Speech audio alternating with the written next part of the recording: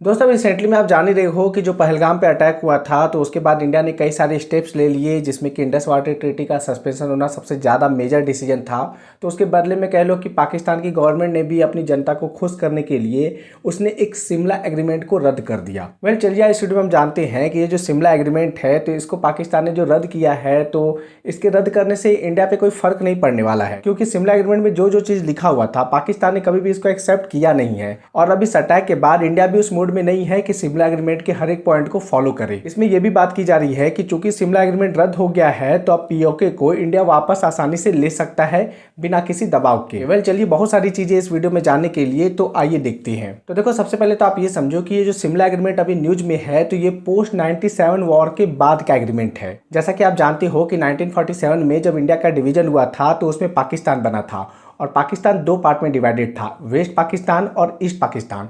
फिर लैंग्वेज को लेकर आपका ईस्ट और वेस्ट पाकिस्तान के बीच में लड़ाई हो जाता है, जिसमें कि 1971 में इंडिया को ईस्ट पाकिस्तान को बचाने के लिए, उसकी आइडेंटिटी को सेव करने के लिए इंडिया को कूदना पड़ता है, इंटरफेयर करना पड़ता है। और जिसमें कि आप जानते हो कि नया देश बनता है बांग्लादेश, जो कि पहले ईस्ट पाकिस्तान कहलाता था। इसी युद्ध में कह लो कि वर्ल्ड वॉर 2 के बाद ना पहली बार इतने बड़े स्केल पर किसी आर्मी ने सरेंडर किया था, यानी कि इसी युद्ध में 93,000 पाकिस्तानी सैनिक ने इंडियन आर्मी के आगे सरेंडर किया था। तो ये एक रिकॉर्ड बन गया था। इस वॉर के बाद शिमला में इंडिया और पाकिस्तान के बीच में एग्रीमेंट होता है, जिसमें कि इंडिया की तरफ से लीड कर रहे थे हमारे प्राइम मिनिस्टर इंदिरा गांधी और वहीं पाकिस्तान की तरफ से थे उनके प्रेसिडेंट जुल्फिकार अली भुट्टो। अब इस एग्रीमेंट में कुछ पॉइंट्स थे जो कि मैं आपको बता देता हूं। तो सबसे पहला था कि पीसफुल कोएग्जिस्टेंस, कि दोनों लोग एक दूसरे का मतलब कि पीसफुली रहेंगे। दूसरा कि कोई भी कंट्री एक दूसरे के इंटरनल मैटर में कोई भी इंटरफेयर नहीं करेगा। तीसरा बात कि पाकिस्तान को एक्सेप्ट करना होगा कि या बांग्लादेश एक सॉवरेन नेशन है, एक इंडिपेंडेंट कंट्री है। सबसे मेन पॉइंट जो इसमें था वो ये था कि इससे पहले पाकिस्तान जब भी कश्मीर का बात करता था ना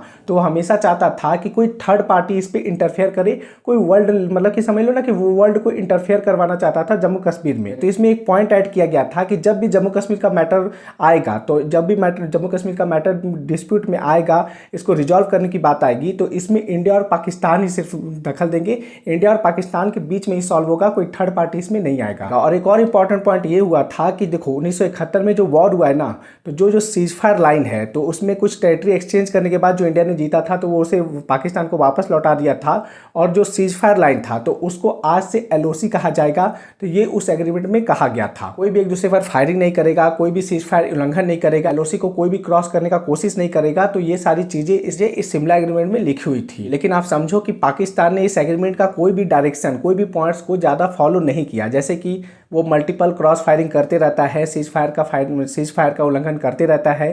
फिर कह लो जो घुसपैठी है, जो पाकिस्तान से आतंकवादी हमारे देश में इंटर करते हैं तो वो लगातार कोशिश करते रहता है। फिर कह लो कि जहाँ जम्मू कश्मीर का मुद्दा था जिसमें कहा गया था कि इंडिया और पाकिस्तान दोनों मिलकर इस मुद्दे को सुलझाएंगे, तो पाकिस्तान हमेशा इंटरनेशनल फोरम में कश्मीर का बात करता ही है और वो थर्ड पार्टी को इंटर करने की बात करता ही है। तो कहीं ना कहीं शिमला एग्रीमेंट को अगर पाकिस्तान ने रद्द कर भी दिया है तो उससे कोई फर्क ज़्यादा पड़ने वाला नहीं है। बस दुनिया को दिखाने के लिए, अपनी जनता को दिखाने के लिए कि शिमला एग्रीमेंट हमने रद्द कर दिया है।